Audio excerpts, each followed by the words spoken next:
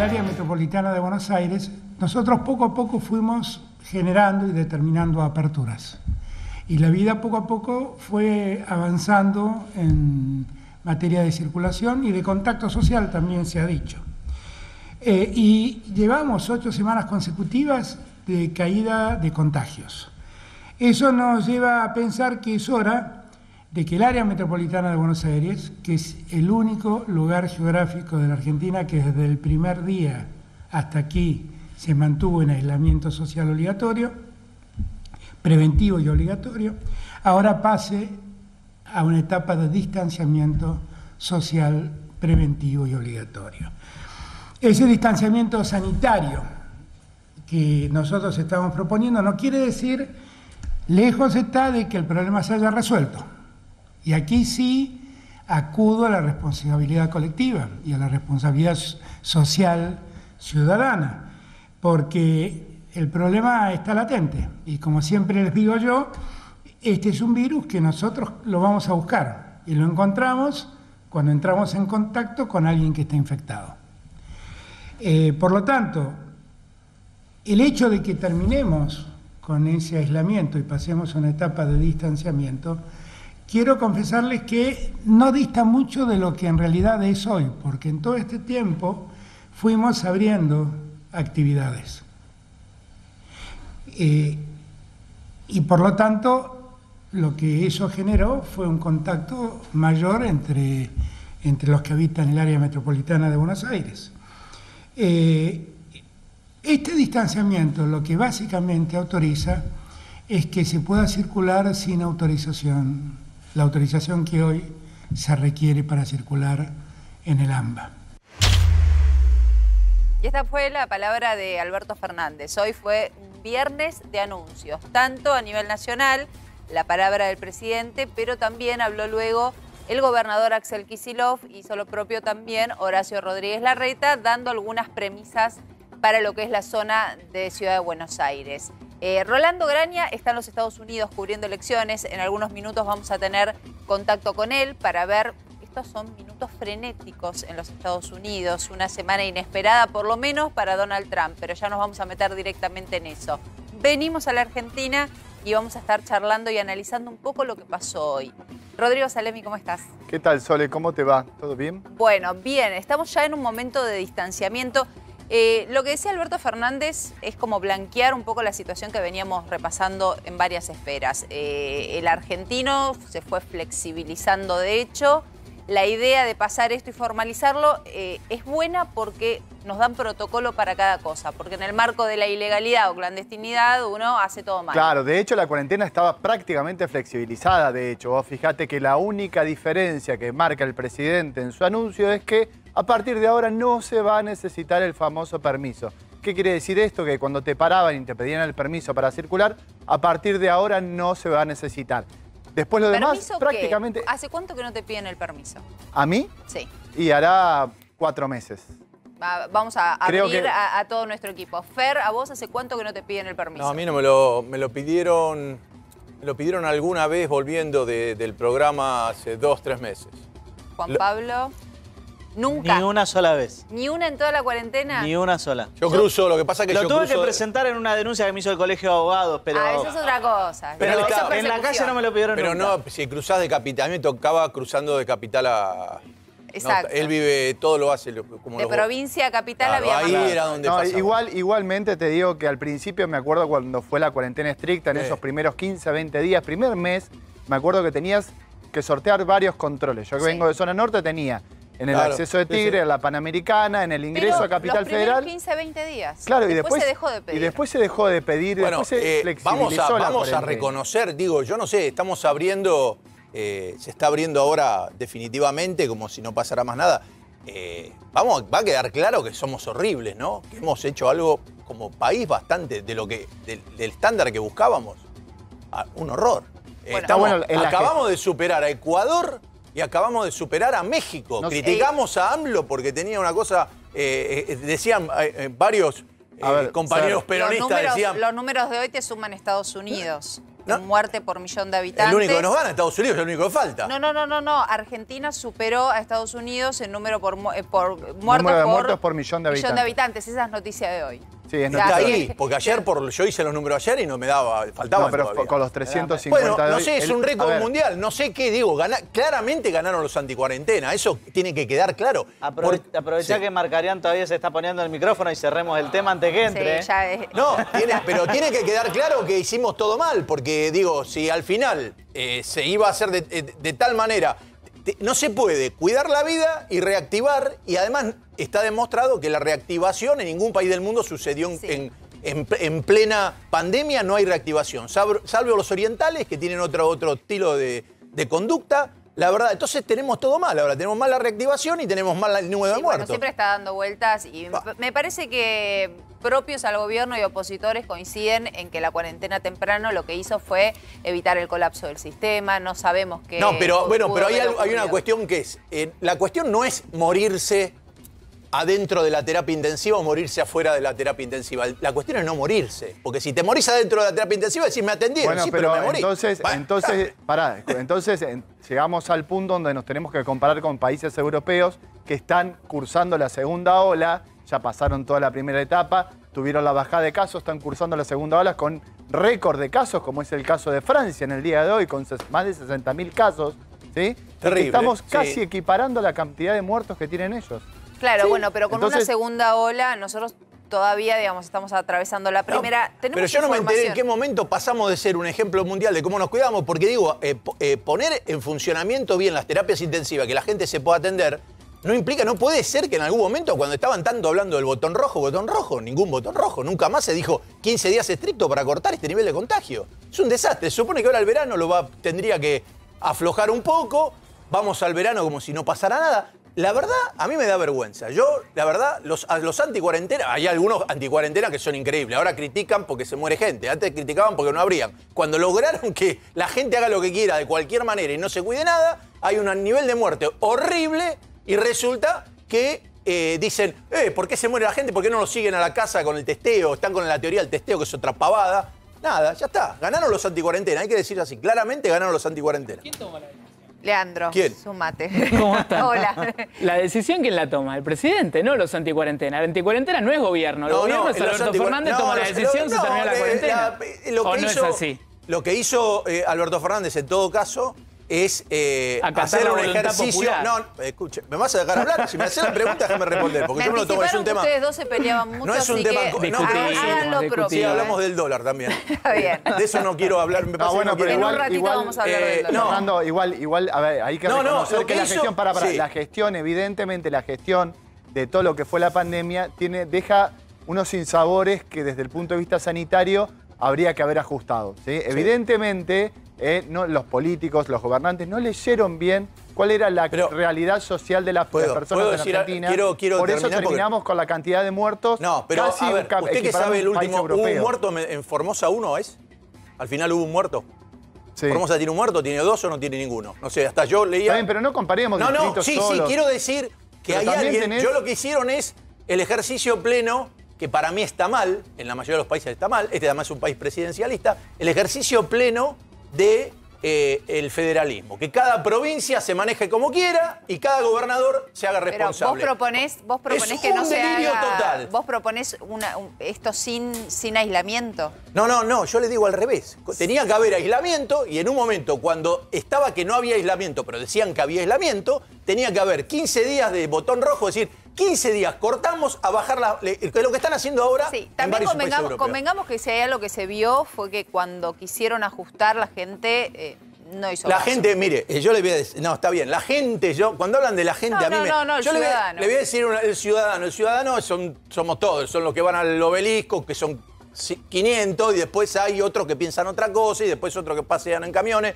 cada uno, los ciudadanos son todos. Lo que a mí lo que me parece es, el tema de Formosa, por ejemplo, Gildo Infran, tiene 600.000 habitantes. Si hace la proporción, tendría que tener, creo, 600 muertos o 400 muertos si tiene la proporción de la Argentina. ¿Cuánto tuvo? Un muerto. Tuvo un muerto por coronavirus, tengo entendido que murió uno porque no tenía muertos hasta ahora. Lo único que se habló en la Argentina es de la persona que quiso entrar nadando y se ahogó. Es decir, se salvaron 400 por hacer en serio pero los medios instalaron solo el ahogado. Se salvaron 400, menos uno quedan 399. Está mal que se muera el ahogado, tendrían que haber atendido de otra manera. Pero los 400 que el tipo salvó, nadie lo puso en escena. Pusieron en escena al ahogado. ¿Entiendes? Sí, bueno, entonces, digo, como con eso es así, el anticuarentena nos dijo, ay, no, pues no los dejan entrar y qué sé yo. El tipo hizo algo rígido y es una de las pocas provincias con Catamarca y 2 o 3 más que hicieron lo que tenían que hacer. Entonces, el tema es que hay un montón de provincias. Faltó rigidez para vos. Faltó rigidez en momentos clave. La rigidez abstracta, que le digan, si a vos te dicen, estábamos viviendo la cuarentena más larga del mundo. Era mentira, no había ninguna cuarentena. Entonces coincidimos con que en algún momento la gestión de la pandemia por parte de los gobernantes fue deficiente. Horrible. Fue deficiente. Horrible. Coincidimos en eso. Y si quieren cambiar y dicen, no, muchachos, mire, la verdad, preferimos, nos equivocamos, queremos que haya actividad y de cualquier manera, no importa. Bueno, díganlo. No es que digan, bueno, seguimos... Hoy te están contando que pasamos a un estado de distanciamiento. Vamos a meternos un poco en eso, pues es la información del día. Y de alguna manera se están abriendo todas las actividades. ¿Qué es lo que va a pasar, por ejemplo? A ver, vamos a entender un poco este distanciamiento social y preventivo que se anunció hoy. Primero hay que saber que el 29 de noviembre Alberto Fernández vuelve a abrir. Se ha cansado de aclarar hoy que esto es una prueba, hay que ver qué pasa del 29 en adelante. La idea de Máxima es comunicar que el distanciamiento es en todo el país, no solamente en AMBA, porque hay 10 provincias que siguen con el aislamiento. Siguen con el aislamiento y no te olvides que en concordancia con lo que dijo el presidente, el gobernador de la provincia de Buenos Aires también dijo que no le va a temblar la mano en tener que volver para atrás. Ya lo escuchamos un montón de veces. Lo dijo 40 el botón veces. rojo y temblar la mano ya lo escuchamos un montón de veces. Bueno, importante de esto, el transporte va a seguir siendo solo para esenciales. Acá había como una duda, porque como el lunes van a comenzar las clases in situ en los colegios, muchos pensaban que por ahí se iba a habilitar a los alumnos. No, transporte público para esenciales. Y las clases solamente van a ser optativas, no te olvides de eso. O sea, no van a tener la obligación. No son obligatorias, son más bien de revincular. Exactamente, es de ir al colegio. Sí, los teatros no se abren. Acá viene un escándalo que lo podemos anticipar. Ustedes imaginen que Ciudad de Buenos Aires lo había dado prácticamente por hecho. En algunas conversaciones que tuvimos durante la semana, Ciudad de Buenos Aires decía, abre los teatros. Bueno, los teatros no se abren.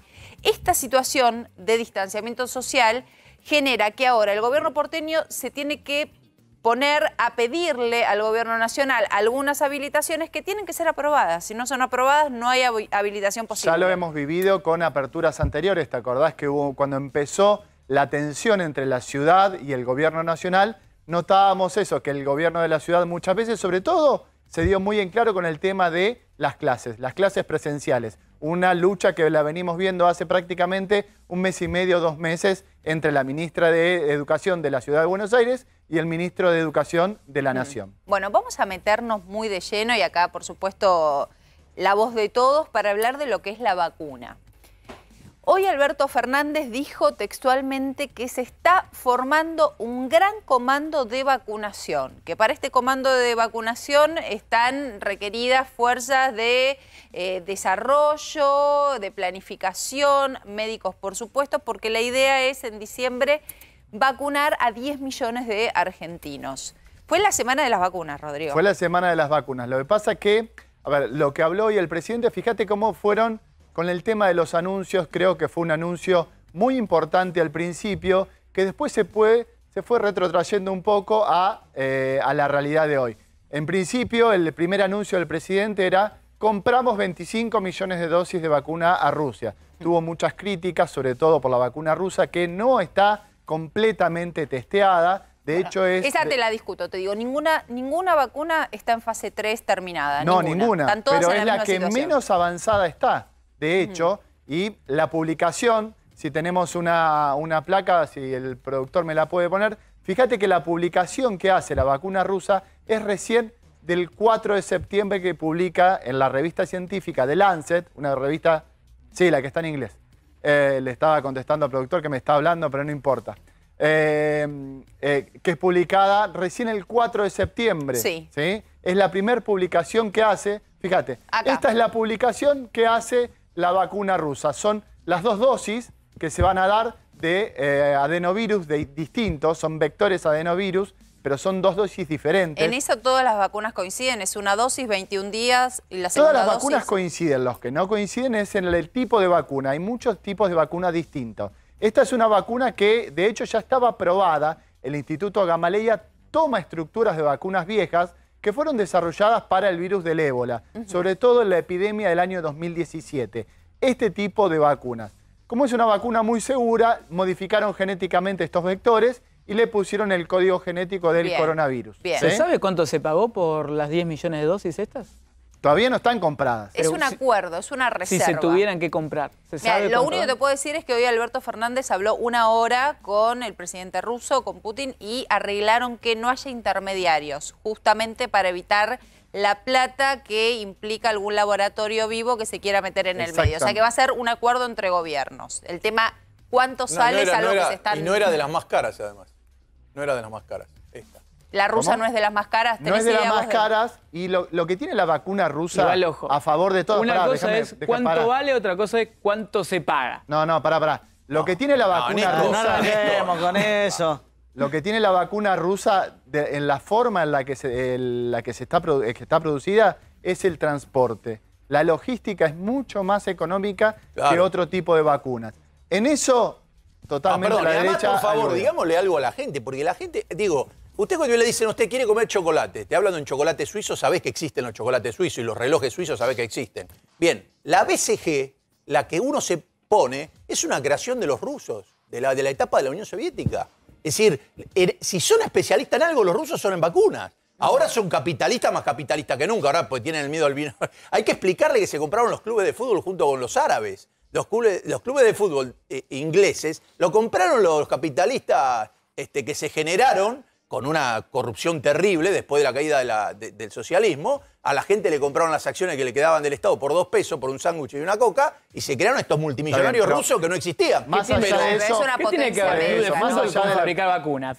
Estoy hablando, los clubes, no, porque hay gente que cree que es una vacuna. Hay gente que no sabe que la Unión Soviética cayó y creen que Putin es de izquierda. Putin es lo más de derecha que hay hoy en el mundo. Entonces digo, que es imperialista, sí, pero es otro imperialismo distinto volviendo al tema de las vacunas, lo que quería mostrar es justamente esto, que la publicación es del 4 de septiembre del 2020. Por ejemplo, yo te doy un ejemplo, la vacuna de Pfizer y BioNTech se publicó el 20 de julio. ¿Sí? En esta misma revista, la publicación de fase 1 y fase 2 se hizo el 20 de julio. Las críticas fundamentalmente a la vacuna rusa es ¿por qué hay tanto resquemor y tanta poca información? No se sabe.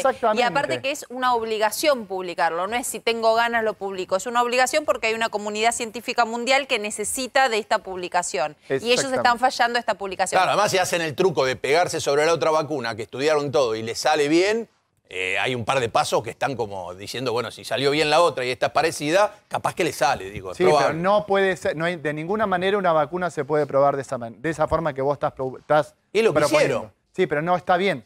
Desde el punto de vista científico no está bien. El tema es que después hacen los pasos o no. Si llegan a los pasos y dan todos los pasos que tienen que dar, si no, no la haga bueno, la es que el tema es que exactamente ese es el punto. Vos fíjate que el cuestionamiento, sobre todo al Instituto Gamaleya, es que hicieron este tipo de fase 1 y fase 2 que no estaba randomizado, no fue aleatorizado, contrariamente con lo que dice lo que es la cuestión científica. Vos cuando vas a hacer un testeo de fase 1 y fase 2, tiene que tener justamente la randomización y debe ser aleatorizado. ¿Sí? O sea, ellos no cumplen con el protocolo que se debe aplicar, por lo menos con lo que aplicaron todas las vacunas existentes. Por lo menos lo que hay publicado, Sole, porque no terminamos de saber. Ese es el tema, que no terminamos de saber... Pero vuelvo a lo mismo, no se publica si uno tiene ganas, se publica porque se debe publicar. Vamos a meternos dentro de lo que es el escándalo y la polémica que genera esta vacuna rusa. Vladimir Putin anunció que Rusia tiene la primera vacuna aprobada contra el COVID-19. Dijo que es segura y que incluso una de sus 2 hijas fue una de las primeras personas en probarla. El ministro de Salud también añadió que lo más importante es cumplir la demanda en el mercado interno, pero también que tienen muchas negociaciones con otros países que pueden comprar la vacuna o producirla. Hay varias naciones interesadas en Asia, Oriente Medio y América Latina. La Argentina adquirirá 25 millones de dosis de la nueva vacuna contra el coronavirus, vacuna rusa Sputnik 5. Nosotros no le preguntamos a nadie. qué ideología tiene la vacuna. Lo que le preguntamos es si salva vidas de argentinos.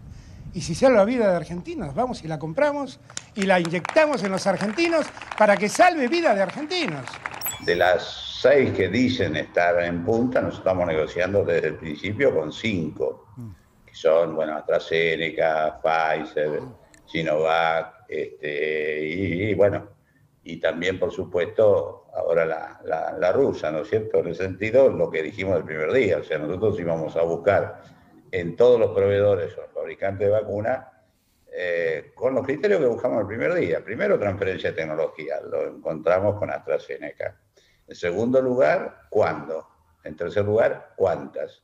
Y en cuarto lugar, ¿a qué precio? Y en realidad lo que ha pasado, que es una buena noticia, es que, contrario a lo que nos venía pasando con los otros proveedores, los rusos dicen tener la posibilidad de entregar vacuna a fin de año y a principio del año que viene, lo cual nos acelera mucho la posibilidad, sobre todo nos amplía más que nos acelera, porque nosotros en realidad ya teníamos alguna preasignación hacia diciembre, que era lo que queremos empezar cuanto antes. Obviamente no queremos que haya segunda ola y queremos atenuar el impacto de todo esto lo más rápidamente posible, ¿no? Para expertos del mundo, entre ellos de la Organización Mundial de la Salud, es difícil confiar en la Sputnik 5 porque aseguran que falta realizar más estudios.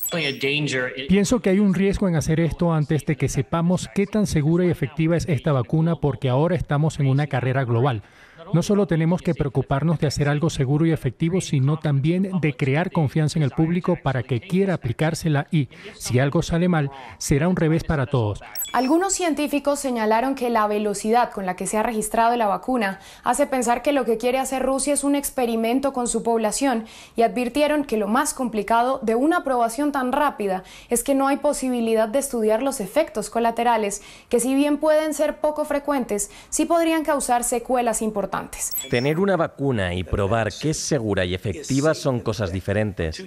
En Estados Unidos tenemos más de media docena de vacunas y si quisiéramos afectar a mucha gente o darles algo que no funciona, podríamos empezar a hacer esto la próxima semana. Pero así no es como funciona. No he escuchado ninguna evidencia que me haga sentir que este es el caso. Si algo pasa con esta experiencia rusa en términos de seguridad o de que no sea tan efectiva como podría ser, eso creará un estigma sobre todas las otras vacunas y hará que el público esté mucho más prevenido. Por ahí estuvimos escuchando partes de todos los cuestionamientos que surgieron esta semana con el tema de la vacuna. En realidad también hubo un efecto sorpresa. No se esperaba que el día lunes se hable de 25 millones de dosis compradas, que sea la rusa. Hubo también un tema en la comunicación que me parece que luego tenemos que analizar, porque quizás la forma de comunicarlo fue la que generó algunas sospechas y algunas polémicas. Pero vamos a sumar a este debate a Jorge Rachid, que es médico sanitarista. Jorge, gracias por estos minutos. ¿Cómo estás? ¿Qué tal? ¿Cómo están ustedes? Bueno, contame tu visión acerca de la vacuna rusa y de todo lo que sumamos esta semana, cómo se va a estar dando a la Argentina, una compra en diciembre, otra en enero, en fin, todo lo que ya sabemos. Para analizarlo, primero quiero decirle que el tratamiento que le están dando, lo estoy mirando, no estoy de acuerdo. Creo que hay que ponerlo en contexto esto, si me permiten un minuto. Por supuesto. Hay 138 laboratorios en el mundo investigando vacunas en fase 1 y fase 2, todos informados.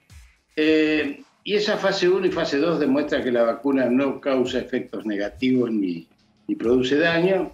Y lo otro produce anticuerpos viables. La fase 3 es para que se mida, se evalúe, se protocolice, si esos anticuerpos son perdurables, no son perdurables, cuántas dosis hay que dar. Esta es la fase 3.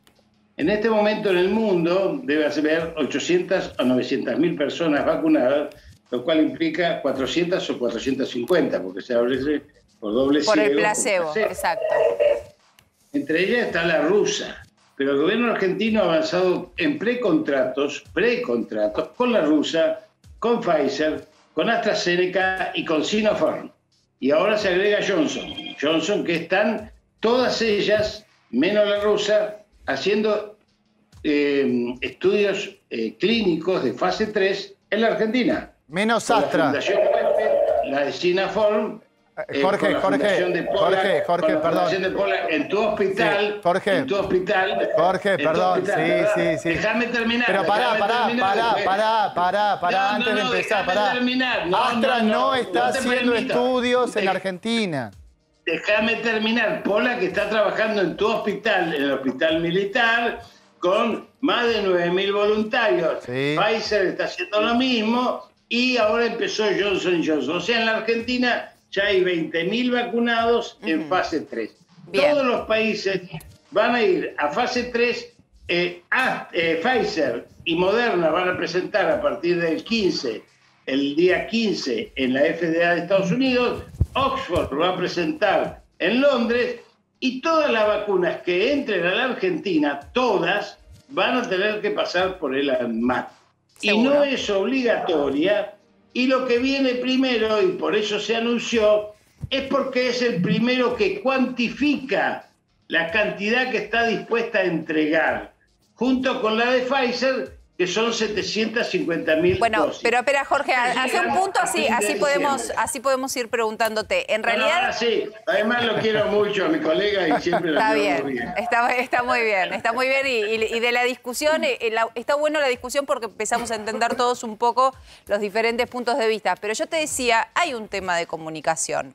Porque cuando se anuncia, de repente, te lo digo, pues nosotros estábamos al aire en América Noticias, nos llega un informe de último momento, ya está, en diciembre y en enero se compran las dosis, vamos con la vacuna rusa, y por ahí esto que vos acabas de explicar era lo que se tenía que comunicar, porque la ciudadanía se preguntó, ¿por qué la vacuna rusa? Si lo que vinimos escuchando desde que empieza la pandemia hasta ahora es que es la que menos ha publicado, que está muy hermética la información. Algo? Sí. Te voy a decir algo, me permitís que te voy a decir algo que todavía no lo dijeron ustedes, yo sé que mi colega lo conoce.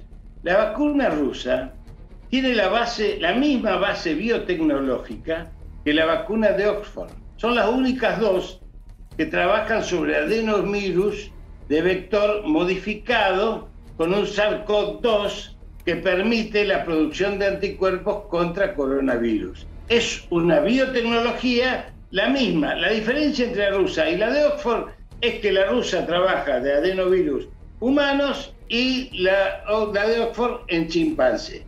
Esto está publicado e incluso está avalado, o mejor dicho, saludado por las revistas científicas de referencia, entre ellas Lancet de Inglaterra. Justamente en esa publicación la diferencia que hace con la vacuna de Oxford es que no utiliza adenovirus completo, sino utiliza partículas adenovirales, por eso tiene las dos dosis. Esa es la diferencia sustancial con la vacuna de Oxford. Pero para las dos dosis. Sí, ya sé, porque son dos tipos de adenovirus distintos, son dos vectores, ¿me entendés? Con dos códigos genéticos distintos. Sí, leí el estudio, Jorge. No, pero todos estudiaron. No, claro, leí el estudio, Jorge. La verdad son dos cracks, los aplaudimos. Te dije que no estudiás. Pero yo te estoy diciendo que me parece que los argentinos vamos a terminar esta pandemia sin haber tenido colapso sanitario y arribando a fin de diciembre. Jorge, no te vayas del tema, porque vos me estás hablando, vos hablas incluso con Rodrigo. Vos hablas con Rodrigo y saben un montón. Ustedes dos saben un montón. Dos sentimientos. Sí, habla y después te digo algo, déjame decirte algo. Un sentimiento de alegría, porque hay una costa cerca, después estuvimos nadando en el mar para sobrevivir 6 meses, y hoy tenemos la costa ahí nomás para pisar tierra, y esto a mí me llena de alegría. Y por otro lado, me parece que lo hay que transmitir, y que te doy la razón en la comunicación. Ahí estamos. Te doy la razón. Pero ¿por qué te lo digo? Porque la charla de ustedes dos, nosotros los miramos, espérate Jorge, déjame decirte algo, nosotros los miramos y no entendemos nada de lo que están hablando, porque en realidad la mayoría de los argentinos no sabemos nada de vacunas, y en realidad lo que faltaba era alguien que te diga, tenemos 5 comprometidas, vamos a ver cómo evolucionan, y cuando la ANMAT nos diga cuál es la autorizada, vamos a recomendarle a la población que vayamos por esa vacuna, y no hacerlo de esta manera que generó un montón de preguntas, hasta personas diciendo nos usan como ratas de laboratorio. Eso es lo que no, la comunicación no puede fallar cuando esto empezó en marzo. Vos sabés que Yo te voy a dar una primicia que no lo dijo el presidente, mira, te la voy a dar yo. A ver. ¿Sabes cuántas vacunas hay comprometidas en los precontratos? Estoy hablando de precontratos. Insisto, porque son precontratos, porque todas las autorizaciones van a ser provisorias, tanto de la ANMAT como la FDA, como la de Londres, porque el proceso ya dura 2 años. Son aprobaciones de emergencia. Claro, por la pandemia, muy bien. Ves que además somos amigos con el flaco. Se están tomando examen. Digo, esto va a ser provisorio y estamos recibiendo, esto sí tengo que decirlo, en forma reservada por lo que dicen los precontratos, las mediciones semanales. Esto no lo conoce ni él ni yo. Ninguno de los dos lo conoce. Esta es la verdad, porque son los informes de la foto semanal de lo que van produciendo en cientos de miles de personas esto. Pero lo que te quiero decir es lo siguiente. Estas 5 vacunas, además, van a tener la aprobación de la ANMAT, pero van a ser provisorias porque el proceso va a seguir en función de que los segundos sentimientos que a mí me da después de la alegría es de profunda preocupación de que no se relajen las medidas de acá a diciembre. Claro. Que seamos muy... Bueno, parecen haberse relajado, ya con un verano con temporada es difícil de manejar. No, espérate, Jorge, porque queremos preguntarte. El barbijo y el alcohol va a durar mucho tiempo. Y la noticia que te queda como primicia es que los precontratos firmados son por 60 millones de dosis. ¿Te gustó? 60 millones de dólares. De dosis. De dosis. Igual, Jorge, permitime algo. Lo que te estaba diciendo Soledad, creo que tiene razón. Creo que la comunicación por parte del gobierno nacional y muchas veces del provincial, creo que se ha manejado mejor la provincia que la nación en este caso, siempre fue dificultosa. Siempre el efector de la comunicación fue dificultosa. De hecho, tuvo que salir la doctora Carla Bisotti a aclarar cómo iba a ser el tema de las primero vacunas. Dijo que era obligatorio, después que no era obligatorio, o sea, por eso, a ir sobre sus propias palabras. Y tuvo que salir a aclarar ahí es también. lo que digo, estamos confundiendo y ya pasaron muchos meses. Pero, Fernando, dale, vamos con tu pregunta. Rachid, mire, a mí me parece que el tener una vacuna, saber que puede llegar en tiempo y forma muy rápido, es una cuestión de Estado. Me parece que las cuestiones de Estado no se tienen que andar comentando tanto, salvo cuando se resuelven. Me parece que aún la de Oxford, cosa que a mí los ingleses no son gente que me caigan simpática, cuando dijeron que estaba la vacuna de Oxford, si era buena contra el coronavirus, me parecía bien. Ahora, yo le quiero hacer una pregunta que tiene que ver con esto. La tasa de mortalidad en la Argentina implica que mueren todos los años, saquemos el coronavirus, 920 personas por día. Hoy están muriendo 400 personas por coronavirus. Las muertes por homicidio son 6 y las muertes por accidente de auto son 18. La dimensión es impensable lo que está pasando. Ahora, ¿cómo puede ser que nos poníamos como ejemplo viendo lo que hacía Bolsonaro? Criticábamos a AMLO en México porque no hacía una cosa más rígida y acabamos de pasar en muertos por millón a México, acabamos de pasar en muertos por millón a Ecuador, no sé los números de Ecuador cuánta certeza tienen, y estamos pasando a Estados Unidos con Trump, que hizo todo lo contrario de lo que hicimos acá. Quiere decir que acá dijimos un montón de cosas que íbamos a hacer teóricamente bien, pero mucho no las cumplimos. Usted me dice no colapsó el sistema de salud. Está bien, si usted se muere en la calle es una cosa y si se muere en una terapia intensiva es otra. Pero la idea es no morirse, no morirse en una terapia intensiva. Porque a mí que no colapse la terapia intensiva, si se mueren 400 personas por día de coronavirus, que es 30 veces más que los accidentes de auto, y es la mitad de los muertos habituales de Argentina, quiere decir que los números son horribles. La verdad que como país parecíamos que veníamos bien y ahora estamos en unos números que son horrorosos. Ganaron los absolutamente de acuerdo contigo. Bueno. Absolutamente de acuerdo contigo. Gracias. Y esto es multicausal y vas a coincidir conmigo. De cuarentena estricta tuvimos 60 días, 59 para ser más exacto. Los primeros. Sí. A partir de ahí empezó una contraofensiva contra la cuarentena. Sí, ganaron los anticuarentena. Contra las antivacunas. Ganaron los anticuarentena. Yo te pido que vos veas los números que vemos nosotros, lamentables, muy lamentables, de las proyecciones que hacen los matemáticos como Willy Durán, como Jorge Ayala, como Korenblick, y nos muestran esas curvas lamentables que a los 10 días de las movilizaciones estrafalarias de la Tierra plana, se producen los mayores picos que fueron lesivos para horadar y hacer porosa una cuarentena que venía bien. Encima abrimos las rutas y las rutas, el virus se va por la ruta 9, la ruta 8, la ruta 7, la 5, la 3 y la 2. O sea que es de manejo, es de ciudadanía, pero también de manejo de la pandemia. Es de la política, pero eso no cabe en la menor duda. No, pero quedó claro que ganaron los anticuarentenas. Termino con esto. Nosotros en el comité científico venimos proponiendo lo que hoy anunció el gobierno nacional y Alberto.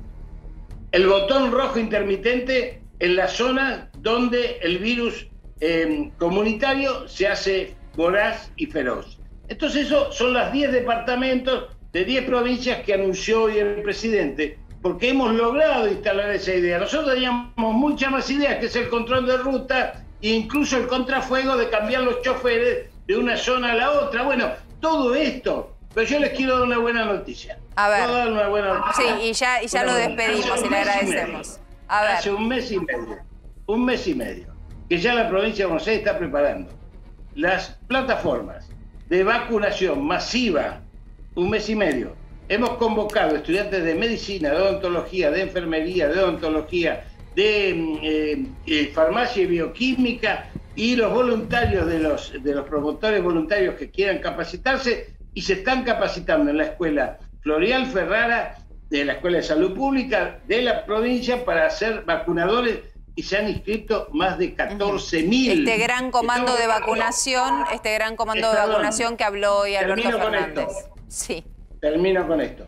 Estamos preparando los lugares para los 3 tipos de refrigeración que necesitan la vacuna. Hay una que necesita más de 80 grados centígrados bajo cero, otra menos de 20 y otra de heladera. También estamos preparando sobre el plan remedial la distribución junto con los intendentes, y ahora lo que anunció el presidente con Defensa y otros sectores que van a colaborar para tener vacunados a los trabajadores de la salud, a las maestras y los maestros que colaboraron en los comedores, los que colaboraron en los comedores y todos los sectores de riesgo en la primera tanda. Con eso, por lo menos, cerramos el capítulo de la presión sobre las unidades de terapia intensiva y el segundo nivel de internación. Jorge, gracias por todos estos minutos. Gracias y perdonen, pero yo siempre me peleo con el flaco, que nos queremos mucho. Es pasional, está muy bien. Un abrazo grande para todos, gracias. Bueno, un abrazo y muchas gracias. Cerramos entonces tema vacuna, queda una polémica latente y mucho que asumimos. Me parece que el tema de la comunicación no se ha deparado en cómo se comunicó todo esto. Creo que ese fue el gran error del gobierno desde el inicio de la pandemia, el tema de cómo comunicarse con la gente y la lectura que hacía de la sociedad. Tengo una plaquita más que es muy interesante porque esto es lo que va a proponer la FDA para hacer una aprobación de emergencia. Vos tenés Porque en teoría la fase 3, por ejemplo, de la rusa se termina en mayo. Sí, y la de Pfizer se termina recién en el 2021, fines del 2021, son 2 años y 21 días. Por eso. ¿Sí? Entonces, o sea, estamos con este plan que acabamos de repasar, estaríamos vacunando mucho antes de la finalización. Exactamente, van a ser aprobaciones de emergencia. Debido a la gravedad de la situación, se van a pedir, después de hacer los primeros análisis, este tipo de aprobación. Esto salió publicado en el New England, es una de las revistas científicas más importantes. Vos fíjate que la FDA va a pedir un par de puntos. Primero, que estén las 2 dosis completas de las vacunas de la gran mayoría que se están dando en el mundo para darle la aprobación de emergencia. Después, que pasen más de 2 meses de colocada la segunda dosis y de la primera extracción de sangre para analizar cómo viene surgiendo, cómo viene esa vacuna en el organismo de las personas. Después, que no haya tenido ningún efecto adverso grave por la cual se haya tenido que suspender el estudio. Esto es algo importante, no te olvides que Astra tuvo efectos adversos graves. Sí, algunas que quedan afuera. Por eso, hay algunas que van a quedar afuera, pero no del todo, porque fue una pausa. Una cosa es una pausa del estudio. Estuvieron pausados, no suspendidos. Exactamente, y otra cosa es la suspensión del estudio. ¿Por qué, dicen ellos? Fundamentalmente porque van a administrar millones de vacunas a los norteamericanos, a la población de ellos. Por eso van a ser muy estrictos en los controles para la aprobación de emergencia en la FDA. ¿Puedo hacer una pregunta? Sí. ¿Hay algún otro país que haya hecho una compra de este estilo a los rusos? Muchos. ¿Alguien más? ¿Sí? No es compra, es reserva. Bueno, y sí, pero, son muchos los países que no es solo reservaron Argentina. su cupo. Okay, un montón de países, un montón de países. Sí, me encargué justamente de averiguar eso, a ver, porque uno, viste, ya uno piensa mal, ¿no? Es que de sí, por qué. No, pero sí, la mayoría de los países hicieron su reserva para que a momento de avanzar y llegar a fin de año poder tener este cupo. Bueno, cerramos vacunas. Cerramos vacunas y ya mismo vamos a saludar y agradecerle también a nuestros invitados, pues nos vamos a meter en la economía, que esta semana también fue muy difícil. Damián Dipache, ¿cómo estás? ¿Cómo estás, Sole? ¿Cómo les va a todos? Y Raúl Aragón, gracias por venir. ¿Cómo están? No, gracias por la invitación. También estaban interesados con el tema de la vacuna. Esto obviamente nos toca a todos, ¿no? Sí. Piensa, Raúl, usted que es muy bueno con el tema de comunicación política, ¿qué pasó con la vacuna puntualmente? Yo creo que en general, no lo digo como una crítica descalificante al gobierno, nada es perfecto en ninguna gestión, digamos. ¿No? Yo creo que en general han tenido desde el comienzo un déficit comunicacional en distintos temas. Este ha sido uno más. Lo mismo le marcaba al gobierno de Macri, ¿no? ¿Cómo? Lo mismo se le marcaba al gobierno de Macri, la comunicación. Pero quizás digamos, en momentos críticos es peor. Creo que además se corresponde con una coalición de gobierno versus una fuerza única como era el macrismo prácticamente, porque el radicalismo estaba afuera. Entonces tenés versiones distintas, porque no es lo mismo el pensamiento kirchnerista que el pensamiento del ala política peronista, más peronista, que las organizaciones sociales que también participan. En distintos temas ha habido divergencias comunicacionales, quizás por perspectivas ideológicas distintas, pero creo que esto se lo podemos perdonar. Pero a mí no me queda claro nada respecto de esta vacuna. Por ejemplo, te pregunto, son 25 millones. 12 millones y medio de la primera dosis, 12 millones y medio de la segunda dosis, o 25 millones y 25 millones. No, hoy lo dijo, hoy dijo que 10 millones de argentinos van a estar vacunados. Son 20, 12.500. Sí, son 12.500, o sea que 25 millones son 12 y medio. Okay, o 12 Exactamente. Gracias, porque no es lo mismo, además, el efecto sobre la proyección pandémica no es lo mismo tener 12 millones y medio que 25 millones de personas vacunadas, es muy distinto. Pero bueno, es lo que hay. A mí me causó mucha duda al principio y después se fue aclarando, de nuevo por la comunicación defectuosa o no tan clara. La viceministra no fue demasiado clara la primera vez. Creo que bueno, hay déficits comunicacionales, pero creo que básicamente se deben a que estamos hablando, es una voz que tiene tres voces, ¿no? Una boca que habla con tres cabezas distintas, y entonces a veces dice una cosa de una manera y es esa misma cosa de otra manera, y entonces terminamos con una gran confusión. Bueno, pero vamos a hablar con vos todo lo que tiene que ver con los números, cómo está el gobierno, qué es lo que dicen las encuestas. Y digo, la pandemia no hay que minimizarla, basta ver lo que pasó en Estados Unidos. ¿Quién hubiese dicho que estaba en juego la presidencia de Donald Trump antes de la pandemia y lo que está pasando hoy? En un ratito vamos a estar hablando con Rolo, que está cubriendo las elecciones desde allá. Así que nos vamos a meter, por un lado la pandemia y por otro lado la economía. Gran punto para los argentinos, ¿no? La economía y todo lo que pasa. Leandro, ¿qué pasó con el dólar blue que bajó esta semana mágicamente? ¿Seguimos hablando de esas manos amigas que Sí, siguen insistiendo con la misma estrategia de la semana pasada. Están interviniendo en el contado con liquidación, vendiendo bonos del Banco Central y de ANSES y bajando plata en el blue a través de manos amigas, como decís. Entonces esta semana... ¿Qué es exactamente manos amigas? Porque por ahí es mandás un amigo del gobierno con dólares que vende, así de simple, y eso te empuja el precio a la baja. O sea, nadie conoce exactamente ese vendedor que generosamente fue y tiró sobre la mesa. No te van a declarar quién es, pero a ver, los mismos operadores, digamos, los mismos cueveros, hablan de situaciones similares a la época de Moreno.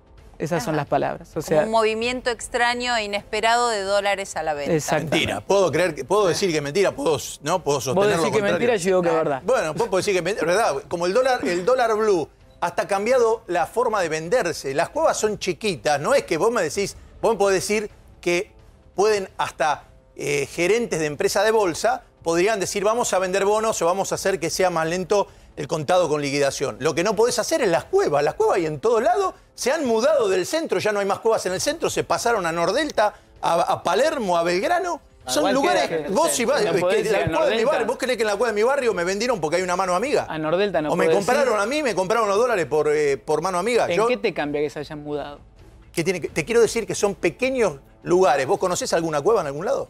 ¿Conoces? No hablo de mi vida privada. Bueno, está bien. Como economista, ¿conoces alguna cueva? No es una vida privada, las cuevas no son Aragón vida me privada. confesó que tuvo una A cueva. ver, Lo una conozco a cueva Aragón. que puede manejar qué cifra, porque te aclaro una cosa, y de esto ya no sé tanto, pero en una época sabía.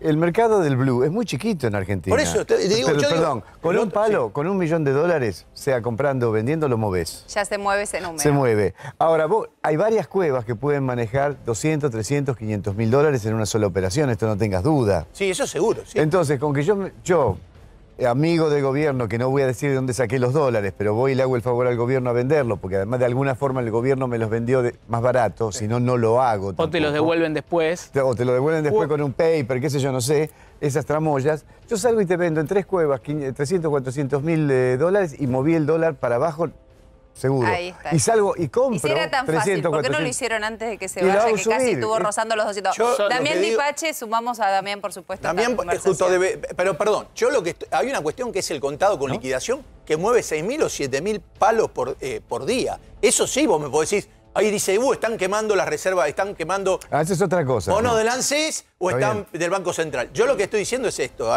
la gente tiene que saber esto también. Cuando vos manejás el precio de los bonos, vendiendo, pues decís, bueno, le voy a bajar el precio, si está subiendo por un lado, lo vendo por peso, lo compro por dólar. Bueno, vos podés manejar el precio. Ahora, hay que decir que con el tema el Estado se ahorró en los últimos meses 10.000 millones de pesos de dólar futuro. Porque si yo hago bajar, cuando está por pagarse el dólar futuro... Por ahora, Fer. Por ahora. ¿Por qué, Damián? Porque ¿Cómo por después ahora? rebota. Bueno, Sí, porque... siempre es por ahora. Y bueno, En la economía, ese es el gran siempre, riesgo. en la A economía ver, siempre es por ahora. le explicamos a la gente por qué por ahora. Porque la realidad que Guzmán está tratando de torcer la muñeca al mercado. El dólar futuro muestra que estaría el año que viene un 84% se devaluaría el peso frente al dólar, 84%. Si vos estás poniendo un bono, como es el dólar linked, que es un bono en pesos, pero que ajusta por la evolución del tipo de cambio, le estás diciendo al mercado, mirá que no voy a devaluar y no voy a devaluar. Y el mercado piensa que va a devaluar, porque si no, no tomaría un dólar futuro con un 84% Por de diferencia. el tema de ¿Está la bien? confianza, que dicen no vamos a endurecer el cepo y al otro día se endurece. Bueno, entonces digo, lo que está haciendo Guzmán, en definitiva, está tratando de corregir esas expectativas. En estas últimas 2 semanas, yo creo que la moderación del gasto, la moderación del déficit fiscal, creo que fue un acierto. Creo que en esa comunicación, y hay que ver cuán sostenible es, fue un acierto. De hecho, en el presupuesto 2021, el déficit fiscal marcaba 4,5% y él dijo que van a hacer un esfuerzo para que sea del 3,7%. Además mostró que va a bajar subsidios sociales. Le devolvió plata al Banco Central. Hay fuerte tensión con el área de social, con Raberta, porque ustedes ven que Guzmán no quiere continuar con IFE, no quiere continuar con ATP. O sea, de alguna manera se está queriendo mostrar que va a haber moderación del gasto público. Es fundamental que esto no lo torza la política. Porque cada vez que la política le torció la muñeca al ministro de Economía, generó un descontrol en la macroeconomía. Está bien, Y es lo que viene pasando en los últimos 10 años y justamente por eso el dólar futuro está cotizando lo que cotiza. No, pará, entonces, ¿qué piensa el mercado? Que la política ahora está descansando una siesta. Damián, está bien. Que en cualquier momento Perdón, se despierta la política ¿usted se y acuerda vuelve a con hacer qué dólar? correcciones sobre estas medidas que está tomando Usted Guzmán. dígame con qué dólar se fue, Mauricio. 48. No, 60 estaba bien, decía. No, ¿con qué dólar se fue Mauricio? Bueno, 60. 59, 58. 60, sí. ¿En cuánto está el dólar hoy? Bueno, está en 80. Está en 80. La devaluación es como del 30%. Es superior a la inflación. No, en el caso de Guzmán, no es que dice no voy a devaluar. Está haciendo una devaluación diaria. Está manejando un tipo, lo que no quiere hacer es ese tipo de devaluación que El problema son las brechas, Fer. El problema son las brechas. No, la brecha es otra cosa. La brecha pasó en los últimos... Pero pasó en los últimos 15 días. Si la brecha no era importante y Guzmán decía, bueno, lo importante es el dólar oficial, que es el dólar mayorista por el cual se importan bienes y servicios. Y ahora dice, vamos a intentar bajar la brecha a cero. Seguro que es Evidentemente importante. la brecha era un problema y no se quería reconocer. Seguro que es importante. Ahora, la Damián, brecha. si pasa esto, que es todo tan artificial, ¿no? Porque lo que ustedes están contando de manos amigas que vienen, te ponen unos dólares, después los recupero, es algo artificial. ¿Qué quiere decir eso? ¿Que esto, así como aparece, se va y vuela el dólar blue otra vez? Quiere decir que si vos, la moderación del gasto fiscal del gasto público y el déficit fiscal realmente no lo bajás, y la política que es enemiga de bajar el déficit fiscal y de bajar el gasto público lo vuelven a incrementar por alguna necesidad electoral de las elecciones que se vienen, vuelve a haber una mano enemiga de ese baja del déficit fiscal y ese baja del gasto público, va a rebotar de vuelta. Y ojo, Sole, que lo que siempre pasa en los años eleccionarios es que las manos enemigas de esa baja del déficit y gasto público, en un contexto donde lo tenés que hacer, no hay forma, tuercen la mano a la economía. Damián, hay algo importante que me parece que nos estamos obviando, que nosotros estamos viviendo una situación mundial que está atravesando, bueno, el mundo con esta pandemia, que es de las modificaciones que están teniendo las economías a grandes niveles sin tener control de lo que está haciendo el tema sanitario. Vos fíjate, vos hablabas de tratar de controlar el gasto fiscal, bajar el déficit fiscal. ¿Qué pasa si en la Argentina tenemos segunda ola y tenemos necesidades como las que tuvimos este año? Si hay segunda ola y vos tenés que volver a poner un IFE, tenés que volver a poner un ETP, y hoy Argentina no tiene posibilidad de salir a endeudarse en los mercados, tendrías una inflación más fuerte, un rebote del tipo de cambio, pero ten en cuenta de que Guzmán está siendo también inteligente con eso, porque de alguna manera está tratando de adelantar los pasos con el Fondo Monetario Internacional para llegar a un acuerdo, y si esa segunda ola se pudiese dar en el mes de abril, ya tendríamos un acuerdo adentro, tendríamos fortalecimiento de reservas y podríamos intentar salir a financiarnos en los mercados. Pero justamente el fondo te va a poner ciertas condiciones que implica acelerar todo este proceso que vos estás planteando que Guzmán está intentando hacer. O sea, el fondo no te va a dar nada gratis, y en caso de que haya una segunda ola y el gobierno tenga que salir a financiar, digamos, de vuelta IFE, ATP, sería un problemón, porque mi postura es que este valor del dólar, digamos, no es un equilibrio estable, esto eventualmente va a volver a acelerarse, y si, en el peor de los casos, en años de elección, el gasto siempre sube. El año que viene a los empleados, no se recorta en año electoral, eso es algo que sabemos todos. Es imposible que no den aumento salarial el año que viene todos los sindicatos, porque este año los aumentos salariales fueron básicamente cero, entonces el año que viene van a querer recomponer. Sumado a la cuestión electoral, el año que viene va a ser año muy complejo en términos de inflación, y con inflación la gente va a correr al dólar, y si seguimos con este modelo de distintos tipos de dólares, el oficial, el ahorro, el blue, el otro, muy probablemente esta pequeña calma que tenemos hoy desaparece. Se rompa, y te faltó Raúl, el solidario. Ahora vamos a hablar, Juan Pablo, del tema de las deudas en dólares y lo que está pasando con la pacificación, pero sí, Raúl, te queremos escuchar. Sí, yo no quiero ser pájaro de mal agüero, pero no tengan la menor duda que la política le tuerce el brazo a la economía del año que viene. Ninguna duda. Que siempre pasó. Porque además, hay una cosa que se llama la sala de espera de la pobreza, que es un sector de clase media baja y clase baja, que no son lo mismo que pobres, sino clase baja, que agotó su capacidad de endeudamiento, con lo cual van a pasar a la pobreza rápidamente en los próximos 2 meses.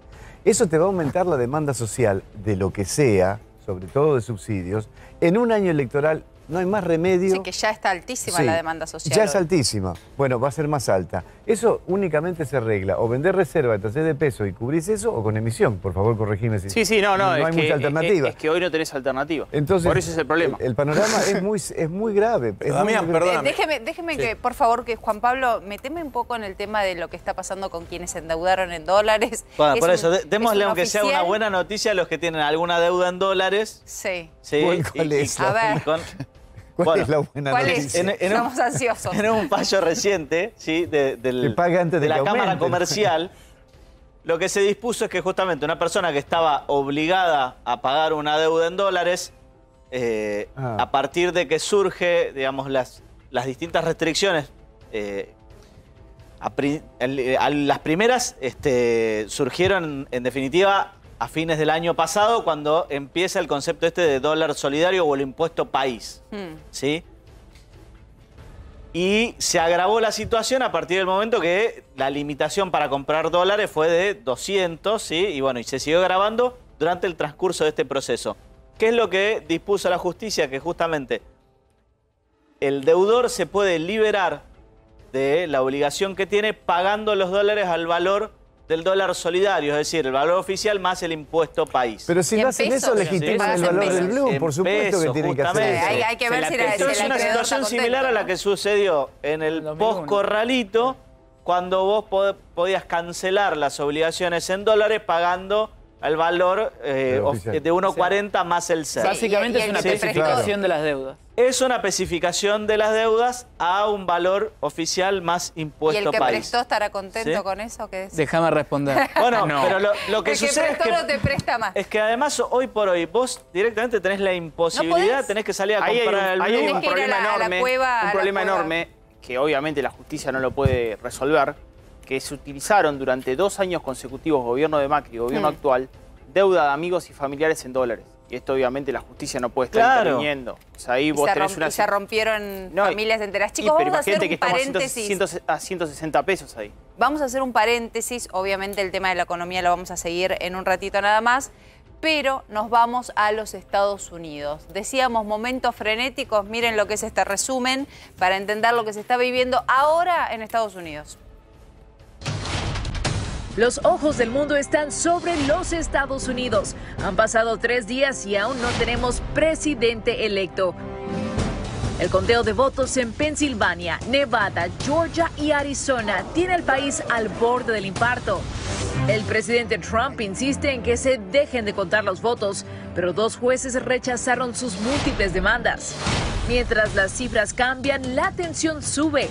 El candidato demócrata Joe Biden pide paciencia ya que avanza con paso firme al número de los 270 votos electorales. Y seguimos analizando estas elecciones en Estados Unidos que todavía no tienen una definición y se extienden en el tiempo. Nuestro sistema de elegir al presidente es indirecto, es decir, cada estado vota por un equipo de delegados que otorga los votos del estado hacia a los candidatos de la presidencia.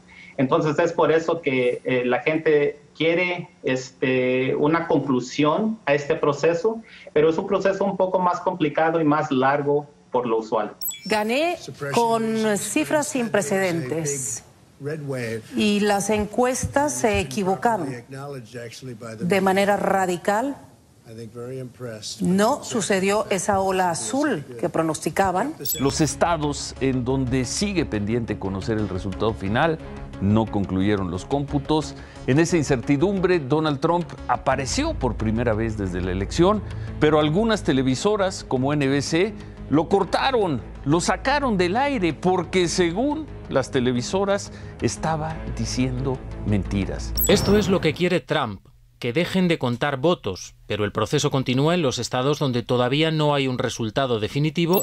Esto es un fraude absoluto. Ya lo habíamos visto antes en Filadelfia. Intentan hacer de estas elecciones una farsa, asegura Eric Trump, hijo del presidente y miembro de su equipo de campaña. Realmente impresionante lo que pasó en Estados Unidos. Pensar a los medios con un poder tan grande como para sacar del aire al propio presidente porque consideran que está diciendo algo o faltando a la verdad es recuperar el poder que en algún momento tuvieron los medios. Rolando Graña, el conductor de este programa, mira, no se puede creer. Querido, qué bien la estás pasando. ¿Cómo estás?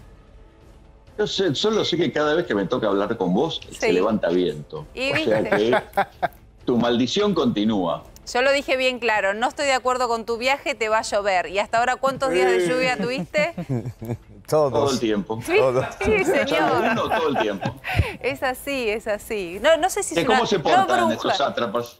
Muy bien, la verdad que muy bien. Pelearon un poco, pero nada, peleamos todos acá.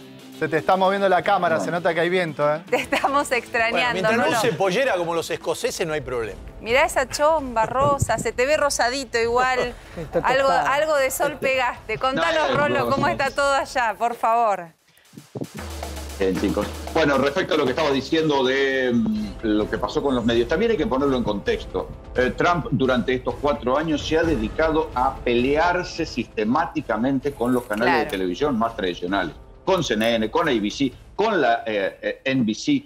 Son canales que son instituciones acá, son periodistas que son instituciones. Los corresponsales en casa de gobierno, acá no es como en Argentina, que un día va uno, otro día otro. Son instituciones, son tipos que están ahí, que los conoce el presidente, que el presidente los saluda.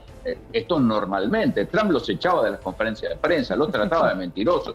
Y ahora se le volvió en contra todo esto. Este maltrato sistemático a la prensa se le volvió en contra con estas cosas. Pero además, ¿por qué él hizo? Hay que recordar que él gana las elecciones mintiendo. De hecho, pueden ver, hay un documental que cuenta exactamente cómo Cambridge Analytica, la empresa que manipulaba las redes sociales, intervino especialmente en la campaña de Trump, difundiendo noticias falsas para generar resquemores sobre Hillary Clinton. Bueno, ese tipo de mentiras que los utilizaron sistemáticamente en campañas llevaron a los jefes, a los dueños de las empresas de las redes sociales, de Facebook, de Twitter, lo llevaron directamente a tener que responder en el Congreso cómo era la manipulación de las redes sociales. Sobre todo eso pareciera que hubiera algún tipo de prevención, no digo de vacuna, pero sí de prevención. Y entonces ahora las redes sociales como Twitter, cada vez que Trump pone una mentira, le ponen una leyenda que dice potencialmente engañoso. Esto arrancó en las redes sociales porque los tipos se vieron venir que les iban a quebrar las empresas si seguían siendo un canal de las mentiras. Los canales de televisión ahora dicen nosotros, después de lo que hacen las redes sociales, también vamos a decir cuando algo es abiertamente mentira. Lo cual está muy bien. Que lo diga un presidente. Ahora, pero yo te pregunto, ¿lo desenchufan a Donald Trump en uno de los discursos más importantes de su presidencia, que es ni más ni menos que denunciando fraude? ¿Lo desenchufan porque no le están dando bien los números o porque lo hacen así esté arriba por una diferencia total? Tiene razón usted. Pregunto. No le dan los números tampoco. No le dan los números. La verdad que por eso. O sea que se agrandaron, dijeron, toma, ya está, te saco. Que la más trumpista de todos estos, digamos, que la más republicana, si querés, ha dicho, bueno, el presidente está diciendo que hay fraude, que le robaron la elección, que lo estafaron, y que los votos son ilegales, los votos por correo son ilegales, pero esto no es verdad. Claro, es que no es verdad. Evidencia de que lo estafaron y los votos por correo son legales, no es que son ilegales. Podés Entonces, cuestionarlo, Fox lo dice. podés no estar de acuerdo con la metodología, pero ilegales no son. Igual te digo que el tono que manejan las cadenas opositoras a Trump son de salón, comparado con lo que estamos acostumbrados nosotros, digamos. Esto es un tono de salón, no es que nadie se va a parar a decir Trump es un chorro. No, no es con nuestro folclore. Yo no puedo creer que estén tan tranquilos cuando pasaron tantos días de la elección. Acá no terminamos, son las 12 de la noche y ya estamos tirando boca de urna, estamos arriesgando. Una paz para esperar los resultados. Sí. Marcha sabía. En algunos lugares, ¿no? Hay que pensar que hay lugares donde los manifestantes de Trump fueron armados a meterle presión a los colegios electorales, ¿no? Cuando digo armado con armas largas. Rolando, con el tema un poco de la pandemia, día récord en Estados Unidos en la cantidad de casos, más de 120.000, lo más importante que se ha detectado en el país. ¿Cómo se ve allá, cómo se está viviendo? No sabía lo de hoy, sí sabía que en las últimas semanas había habido 4 días récord, o sea que viene creciendo. Bueno, esto es una de las incertidumbres más, porque si efectivamente gana Biden, ya tiene que empezar la transición. Y la principal transición que hay en un país que realmente tiene políticas de Estado, porque no es que no tenga políticas de Estado, que continúan de un gobierno a otro, es la política sanitaria. Porque Trump había deslizado que iba a echar a Anthony Fauci, que es el gran sanitarista, con el cual Trump incluso discute. Fauci le dijo que iba a haber determinada cantidad de muertes y Trump lo desmintió. Fauci promueve el uso de barbijo y Trump no lo usa. Bueno, tanto es así que en un mitin electoral Trump dijo que iba a pensarlo, que tomaba en serio el consejo que le daba un manifestante de echarlo a Anthony Fauci después de las elecciones. Bueno, hay que ver qué hace Trump. Si perdió, ¿lo echará Anthony Fauci? Una de las cosas, de las primeras políticas de transición que va a haber, es que le van a exigir que continúe Anthony Fauci para luego diseñar una nueva política sanitaria. El problema es que no hay tiempo, porque hasta que asuma Biden, si efectivamente gana, eso es el 20 de enero. Entonces, hasta el 20 de enero podemos tener un récord y récord de casos, y esos casos se convierten en muertes. Rolo, te voy a cambiar de tema porque para los argentinos Estados Unidos está, mirame y no me toques, de números, de precios. Y vos hiciste algo muy argentino y es ir a buscar qué se puede comprar por $1. Hasta $1 te llegamos, capaz. Y hay un gran informe que lo vamos a compartir ahora. Es el dólar free. Lugar donde nosotros, con el poder adquisitivo argentino, donde podemos llegar a hacer alguna diferencia en plata.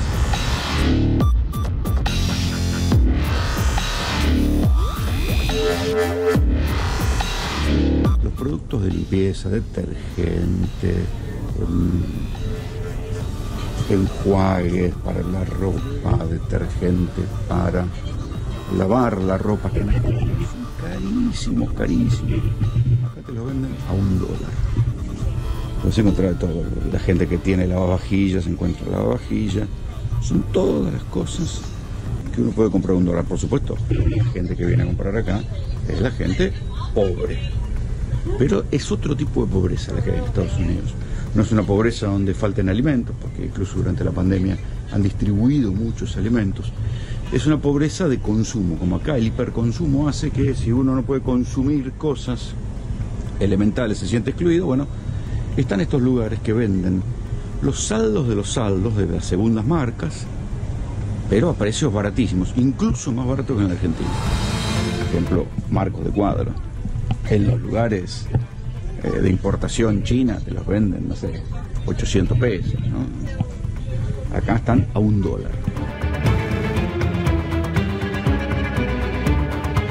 Mucha gente viene acá para comprar de todo porque se consiguen incluso cosas de, por ejemplo, manteles descartables, cubiertos descartables, que en Argentina suelen ser caros, pero acá están todos a $1.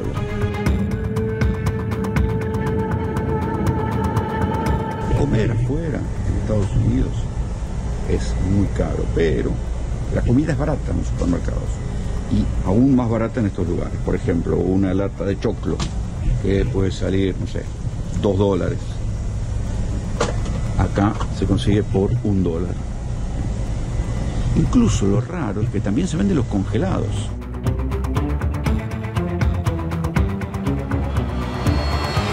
Una bolsa de papas congeladas por $1. Tomen el precio que quieran, Solidario, Blue, pero siempre sigue siendo más barato que en Argentina. Bolsas de queso mozzarella o queso de máquina, todo por $1 y demás. También no están vencidos, ¿eh?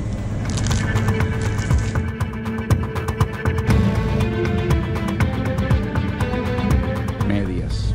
Algunas medias más o menos buenas, ¿eh? $1. Por supuesto son todas cosas de China. No es fabricación local, pero... Entre las cosas extrañas que uno puede encontrar por $1 figura, por ejemplo, un test de embarazo. Pero también esto, es un test para detectar si alguien fumó marihuana.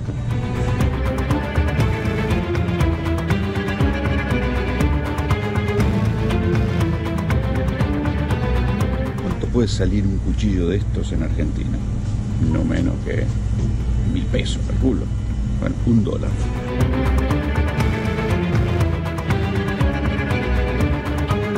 Todo tipo de cosas de cocina, incluso el acero inoxidable. En Buenos Aires costarían, no sé, de 300 pesos para arriba. Acá te las venden a $1. Esta es una sociedad de consumo, entonces se fabrica en escala y las cosas terminan costando baratas. Al final del circuito, cuando ya te las intentaron cobrar muy caro, se pueden conseguir en estos lugares a precios ridículos, en este caso $1. Vean esto para los maniáticos que les gustan guardar cosas ordenaditas, los tuppers. Tuppers, todo por $1. Vean estas bandejas, son bandejas de aluminio que en Argentina, no sé, deben existir, pero en la gastronomía, en algo muy específico. Bueno, acá se utilizan mucho. Y mucha gente incluso prefiere venir acá a comprar las cosas así de $1 para después directamente tirarlas. Entonces vienen y compran para hacer una fiesta, un festejo, un cumpleaños. Compran las cosas descartables acá en los Dollar Tree y después las tiran. Lo que te voy a decir es que me traigas unos tuppers. Lo segundo que te voy a decir es que me gusta eso, porque viste que acá cuando se hizo lo de todo por $1, en realidad era una estafa, porque entrabas y nada salía $1. Ahí es todo $1 y sale todo $1. Sí, claro, ¿no? Porque hay una cuestión de lealtad comercial, no puedes andar jodiendo. Yo creo que a Dipache, que andaba por ahí, lo escuché recién, le debe haber encantado. Estaba feliz, estaba desorbitado. Mirá cómo lo descubrí, exactamente. No, pero además yo rolo, primero que no era $1, eran $2. Acá y eran $2, $2. Pasaron 20 años y allá sigue siendo $1, la verdad. Claro, cero inflación, es verdad. Sí, recordemos que la cadena Dollar Tree es una cadena que tiene por todo Estados Unidos unidades y que vale todo $1 en el estado que estés. Les voy a hacer la confesión, yo compré comida, probé, la comida estaba buena, compré cosas, no es que como una rata, no. No, No es que solo hice la nota. Es bien para argentinos a dólar de hoy nos vienen bárbaros esos locales. Bueno, Rolo, gracias, gracias y no sé, algún día de sol capaz que te toca, no te prometo nada, pero bueno. Gracias, déjame alguno, dale. Un abrazo, te extrañamos. Chao chicos, suerte. Chao. Bueno, chicos, vamos a hacer un cierre de todo esto económico. Qué yo te voy a hacer, impresionante, te voy a hacer una reflexión sobre lo de Rolo. Vos acordás que estaba $1, $1 peso. Claro, sí, bueno, el 1 a 1. Bueno, hoy, en cantidad de pesos, $1 equivale a 6 milésimas de pesos. O sea, $1 equivale a 6 milésimas de peso. O sea, cómo destruimos el peso de tal manera... Un peso vale 6 milésimas. Perdón, un peso vale 6 milésimas de dólar. ¿Cómo destruimos el valor de nuestra moneda en esos 20 años? No hablen en plural porque yo no tengo nada que ver. A mí no me ven. Cuando hablan siempre en plural, acá no queremos, acá destruimos. ¿Vio cuando el gobierno anterior siempre dice, no, bueno, somos todos responsables? Acá hay responsable concreto, ¿no? ¿Y nosotros no somos? ¿Cómo que no sos responsable? ¿A quién votaste? ¿Militaste? No, vos también sos responsable. Yo, ella, todos. Es la sociedad la responsable. No nos hagamos los boludos. Pero de las decisiones económicas. No, de los gobiernos que elegimos. Los que yo voté no hicieron la devaluación. Las de grandes devaluaciones, los que yo voté no les hicieron. Un cierre, Dami, ¿qué semana económica vamos a tener? Una semana económica importante porque el martes está la misión del Fondo Monetario Internacional, comienzan las negociaciones. Creo que ese va a ser un paso importante para el equipo económico. Yo creo que ahí se va a definir este famoso sendero de moderación fiscal y disminución del gasto público, pero ya con datos sobre la mesa. ¿Cómo va a ser eso? ¿Cómo se va a hacer? Y ahí yo creo que el Fondo Monetario va a exigir mostrar los números. Hasta ahora, Guzmán los dijo en conferencia de prensa, como pasó esta semana. Ahora vas a tener que justificar y avalar cómo vas a... Ahora dígame un poquito la reactivación de lo que está pasando. Usted que ve números, ¿cómo se está reactivando la economía? ¿Está reactivando un poco, más o menos? Porque dicen la reactivación en B corta no va a ser en L. Esta semana tuvo un dato muy positivo el gobierno en ese sentido, porque vieron que los datos de industria dio 4,3% al alza respecto a agosto, que eso es evidente porque estaba muy frenada la actividad, pero 3,4% subió respecto del año pasado. Ahora, ojo, que también se subió tasa. Eso es un freno importante también a la economía. No había otra forma, había que subir las tasas porque se estaba yendo de mambo el dólar paralelo. Pero yo creo que esa reactivación que vos mencionás va a ser muy, pero muy lenta y más sobre el plan que le va a pedir el Fondo Monetario Internacional. Raúl, el cierre a vos te lo pido. ¿El humor social hoy, te lo marca la pandemia o te lo marca el dólar? No, te lo marca la combinación de pandemia y recesión, digamos, sufrida por todos, ¿no? Es decir, la recesión la estamos sufriendo todos de una manera u otra, según en qué lugar de la pirámide económica estés, pero básicamente hay una combinación entre la economía se está yendo a pique, nos vamos a ir peor, digamos, cuando vos ves las encuestas cómo es el año que viene, 57, 58% dice peor que este año. Pesimismo total. ¿Será verdad? No sé, pero digamos, en términos... El sentimiento de pesimismo está. Es que la economía es una profecía autocumplida también. Si muchos creen que va a ir peor, va a ir peor. El anuncio de la vacuna ha logrado poner una semillita de esperanza. Es verdad esto. Hay una sensación de alivio respecto de la pandemia que... Por favor, que no se traduzca en descuidarnos. Claro, los cuidados tienen que ser exactamente lo mismo que hasta ahora. Es peligrosísimo eso, que creamos que ya está ganado esto porque no está ganado y viene el verano. Y el miedo que le tienen las autoridades al verano, que nos vamos a mover, vamos a disipar todo, va a haber mucha reunión, es total. Hay que tener muchísimo cuidado. Juan Pablo, te quiero llevar ya para terminar y redondear este tema con la decisión de la justicia y los 3 jueces de la polémica. ¿De la Corte? Tibia, de la Corte, una decisión tibia si la subo, ¿no? ¿En qué quedó?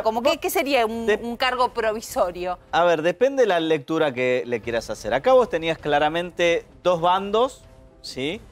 Y si se quiere, era una resolución que estaba de alguna manera asignada por la grieta, ¿sí? ¿Qué es lo que hizo la Corte en definitiva?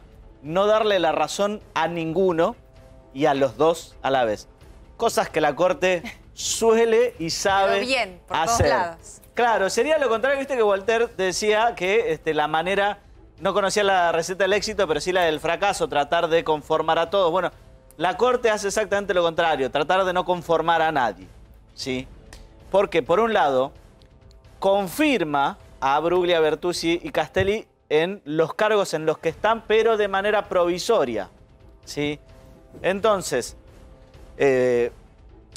este mecanismo por el cual fueron designados, que era inconstitucional, respecto de eso no dice demasiado, ¿sí? Pero sí dice que es inconstitucional la resolución 183 del 2020 del Consejo de la Magistratura, que es la que en definitiva los baja y los manda al Senado.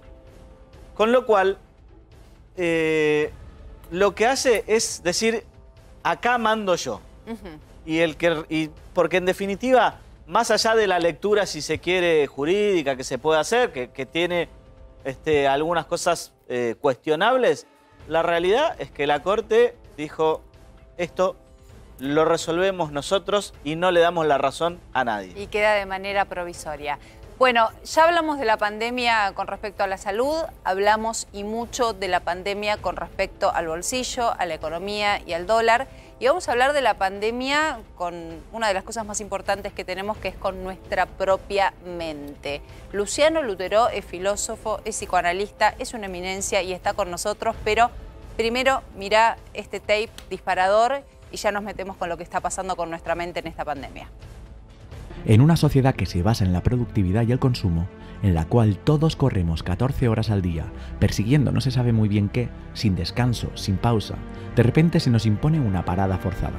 Quietecitos en casa, día tras día, a contar las horas de un tiempo al cual le hemos perdido el valor, porque solo lo medimos en retribución de algún tipo o en dinero. ¿Todavía sabemos cómo usar nuestro tiempo sin un fin específico? La pandemia de coronavirus tiene un aspecto psicológico muy importante que no solo interesa a los expertos, también a ti, a mí, a todos. Porque COVID-19 no afecta solo a tus pulmones, también ataca a tu mente. Es normal sentir miedo a enfermarse o morir, miedo a perder nuestros seres queridos, a perder nuestro empleo, separarnos de nuestros seres queridos o incluso acercarnos a los centros de salud por miedo a contraer la infección. Esas circunstancias muchas veces nos llevan a sentirnos estresados, preocupados, tristes, confundidos, enojados o asustados ante la crisis. Imagino un círculo, ¿no? Y en el núcleo está el COVID-19 y todos los interrogantes que tenemos alrededor de esta enfermedad, del confinamiento, etcétera, etcétera.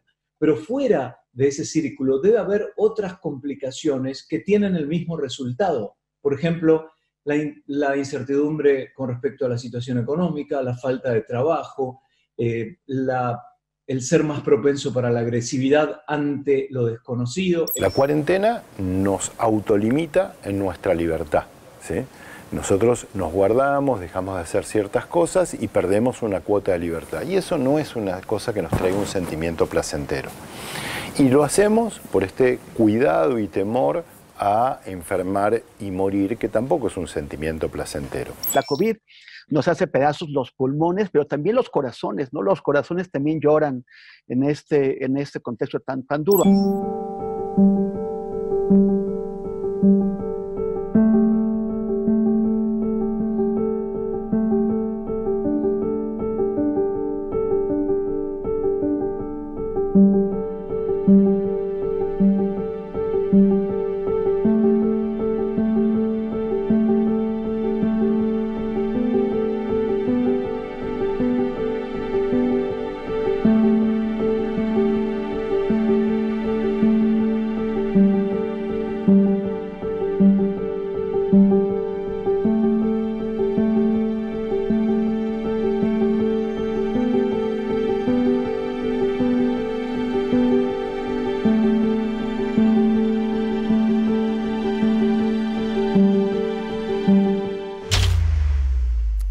De todo, ¿no? De todo lo que nos viene pasando, de todos los miedos juntos.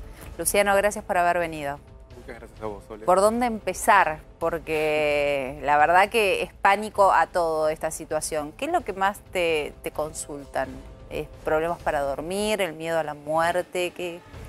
Y a lo largo de este tiempo fueron cambiando los síntomas y los motivos de consulta. Inicialmente sí, el tema del pánico fue como el boom inicial y también junto con eso sentimientos reactivos como frustración, ansiedad, ¿no? Irascibilidad también. Y bueno, con el tiempo eso se fue desplazando y empezaron a aparecer también trastornos del sueño, como vos decís. No es lo mismo este contexto para quien está solo o en pareja, quien está conviviendo en una familia, variables como el espacio, el trabajo, ¿no? Digamos, arman, ¿no? Tantas cuarentenas como personas hay, ¿no? No hay una vivencia única en relación a esto. Y me imagino que también un poco veníamos hablando de todo lo que tiene que ver con la plata, con la economía, la angustia que te genera tu proyecto y tu economía derrumbada, en contraposición, hoy estábamos hablando del verano también, muchas personas que quizás necesitan descansar más que nunca porque la cabeza te explota. Sin embargo, fue uno de los años menos productivos para todos los argentinos que pueda imaginarse uno. Totalmente, ¿no? Creo que ahí hay algo importante que vos ubicabas, que es que para muchas personas estamos en noviembre, ¿no? Y es, por lo general en esta época hacemos un balance del año que tuvimos, ¿no? Y este año hacemos el balance del año que no tuvimos, ¿no? Porque muchos proyectos quedaron en el camino, iniciativas que se iban, bueno, desde festejos o desde lo social hasta lo laboral. Y ahí es donde creo que empieza, ¿no? Creo yo, digamos, un trabajo mental muy importante, que es poder pensar el esfuerzo de adaptación que nos implicó este tiempo, que convive con la idea de que, bueno, pero si no hicimos mucho, no, hicimos un montón de cosas. O sea, haber sobrevivido este año es un montón. De estar cansados. Porque por ahí no trabajamos, porque por ahí no salimos de casa. Por no haber sido productivos principalmente. Ajá. ¿No? Pero digamos, todo este año fue un año de mucho trabajo mental para adaptarse a una situación inédita, sorpresiva, que en marzo no nos imaginábamos que tan repentinamente iba a cambiar la vida. Fue casi de una semana a la otra, primero por tiempos periódicos regulares y de repente se volvió indeterminado, ¿no? Y eso, digamos, para la mente de cualquier persona es un esfuerzo muy grande. Olvidándote de la plata, el sentimiento de frustración, de angustia, de no poderte abrazar con tus seres queridos, ¿se termina con la vacuna o es algo que deja secuelas?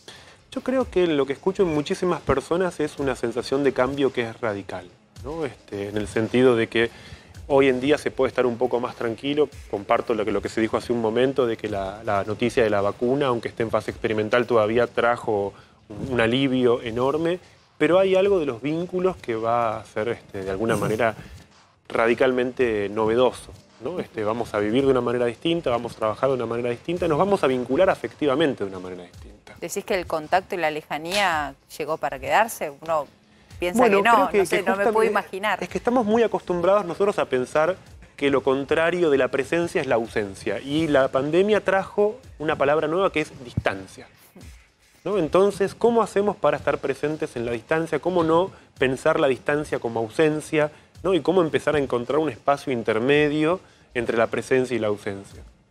¿Se puede enfermar uno por este tipo de miedos y de angustias? Sin duda, mucha gente se enfermó por esto, ¿no? Digamos, por ahí no apareció un síndrome o un trastorno específico de la pandemia, pero el regreso de duelos, los trastornos del sueño, ¿no? La automedicación, ¿no? Digamos, muestran que el aparato mental, el aparato psíquico de cada persona estuvo de alguna forma sometido a un desgaste. Creo que también en este momento, sobre todo, se ven las consecuencias de una adaptación forzada, que ahora vienen las vacaciones y, como creo que es muy importante tener en cuenta, aunque uno sienta culpa o esté acostumbrado a vivir productivamente, no es importante empezar a encontrar los tiempos de descanso. Con lo que puedas hacer.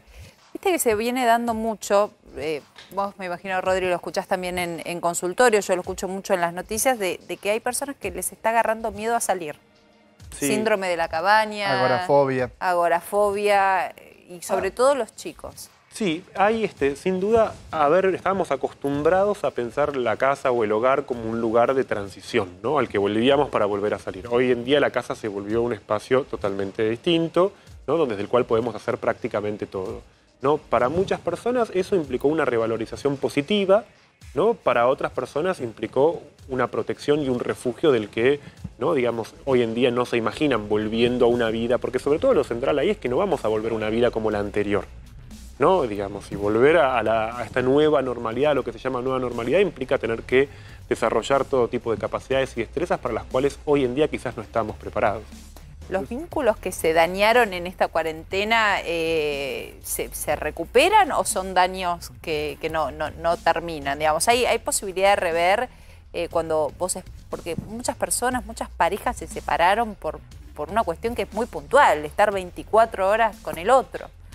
Yo creo que eso lo que mostró es que en general nuestros vínculos estaban muy asociados o eran vividos de una manera en la cual necesitábamos mucho espacio entre, ¿no? Digamos, de repente una pareja que conviviese y se encontrara más que, ¿no? Digamos, en la noche, un ratito, ¿no? Digamos, nos veíamos muy poco, por decirlo así. Y eso garantizaba que el vínculo fuera duradero. O sea, ponías la cabeza en otro lado. Y un poco todos vivimos hasta que empezó esto, ¿no? Pensando siempre en lo próximo que teníamos que hacer, ¿no? Digamos, uno llegaba a su casa, se bañaba, comía y después al día siguiente ya tenía una rutina armada, no solamente en las parejas, en las relaciones con los hijos. Y eso para muchas personas representó un redescubrimiento afectivo, para otras personas fue el desgaste final de una relación y ya está, no tiene retorno. Y a veces no. A veces no. Y cuando es cuando es con una pareja es más fácil, pero con los chicos, cuando realmente que es reeducar la manera de convivir. Yo escuché a muchos padres que en este tiempo redescubrieron a sus hijos, ¿no? Y se dieron cuenta de qué poco los conocían y cuánto por ahí habían vivido hasta acá tratando de garantizarles cosas, satisfacer sus necesidades, pero eso era, ¿no?, en desmedro de realmente un vínculo afectivo de contención. Fer. Sí, ¿qué tal? Dos preguntas. Una tiene que ver con el tema de las personas que viven solas. El concepto de soledad teniendo el Zoom o teniendo una computadora es distinto completamente al que si existiera solo el teléfono, digamos, ¿no? Pero vivir solo a la larga es vivir solo. ¿Qué nivel de soledad sienten o cómo lo manejan? ¿O hay algunos que están realmente apagados de todo?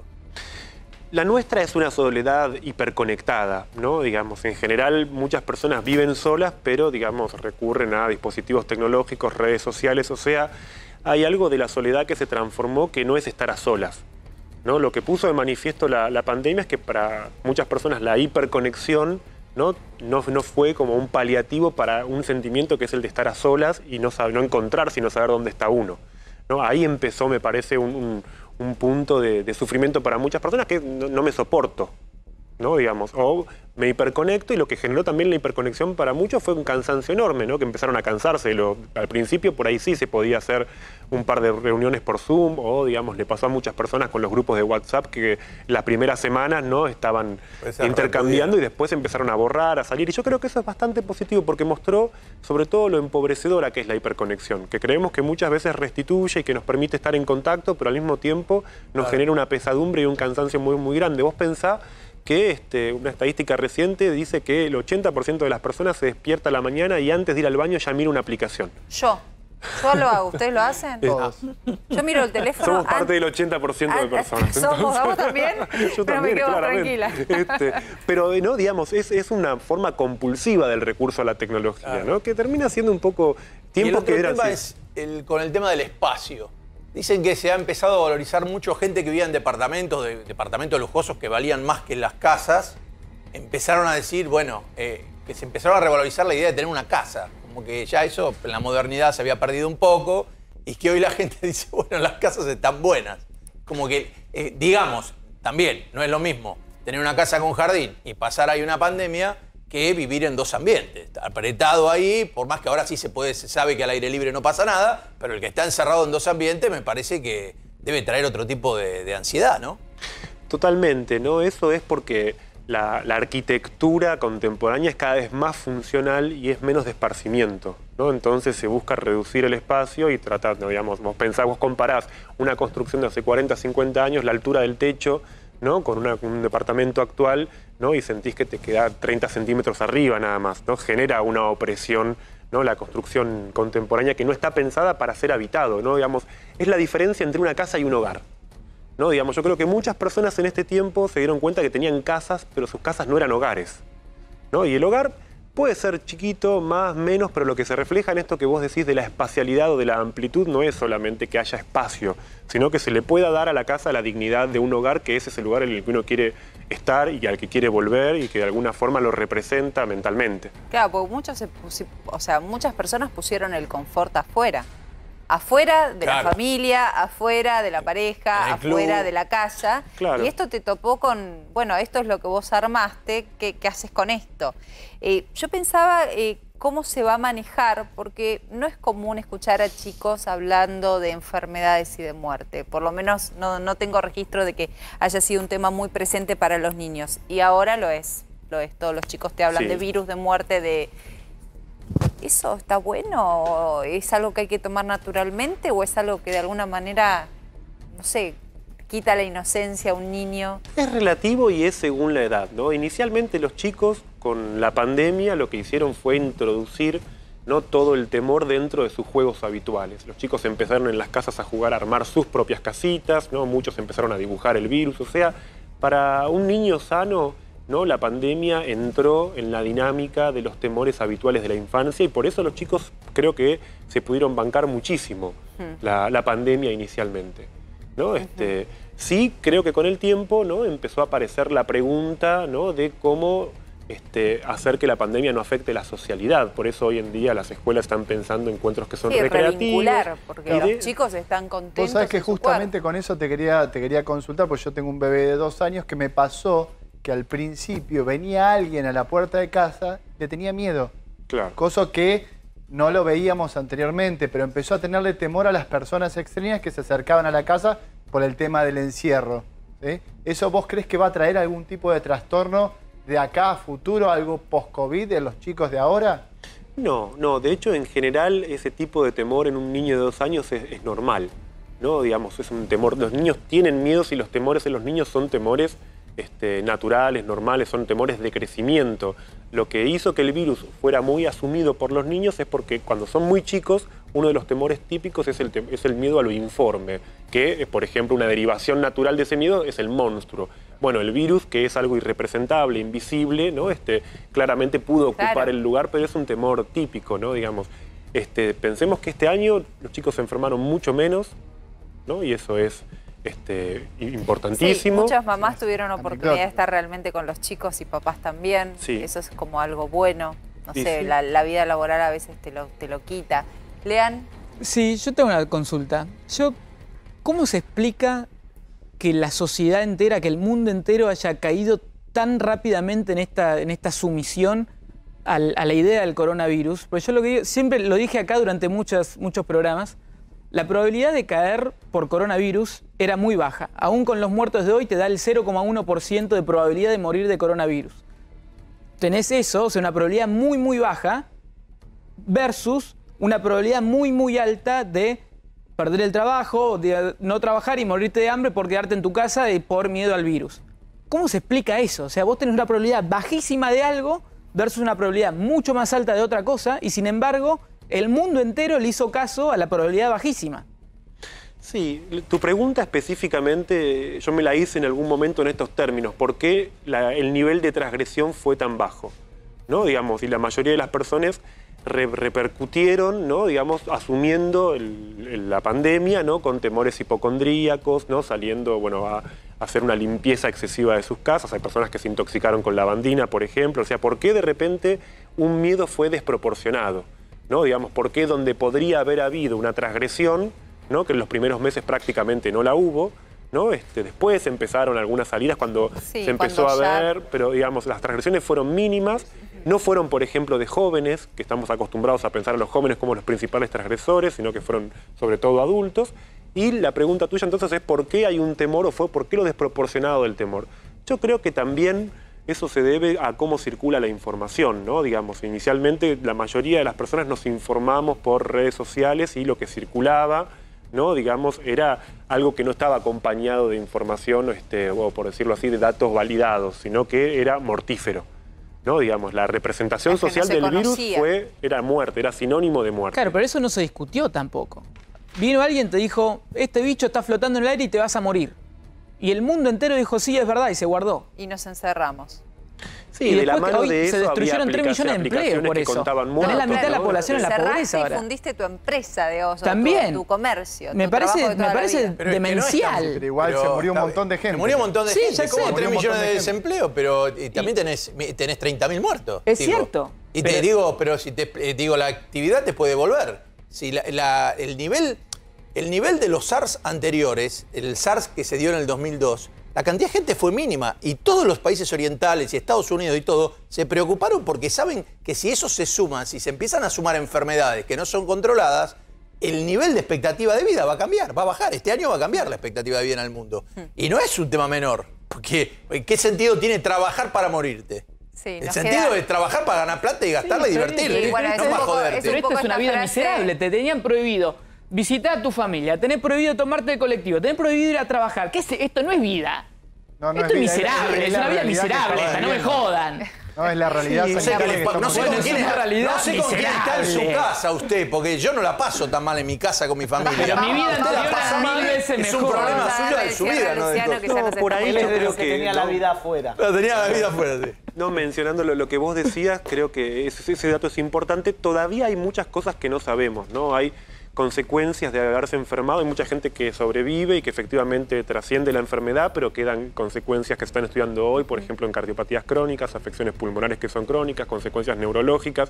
Es decir, alguien que vivió el virus no necesariamente vuelve a un estado de salud previo, ¿no? Incluso habiendo desarrollado anticuerpos. Y creo que esa es la parte más complicada, ¿no? Que nos va a muchas personas que por efecto de haber atravesado el coronavirus quedan enfermos de por vida. Y eso creo que todavía le da, digamos, podemos encontrar la dimensión o la parte fantasiosa del temor. Y pero también a veces no es algo real. solo de uno, es saber que puedes contagiar a un ser querido. También. Me parece que eso ha llevado a que más de uno se guarde el hecho de decir, mira si contagio a mi viejo. Y las culpas que debe haber, ¿no? De gente que se le van a morir, que se han muerto parientes. Eso creo que pesó más de contraerlo uno mismo. Luciano, gracias. Gracias Sole. por haber Muchas venido. gracias. Luciano Lutero, podemos mostrar tu libro. Ah, bueno, dale. Exitazo este libro.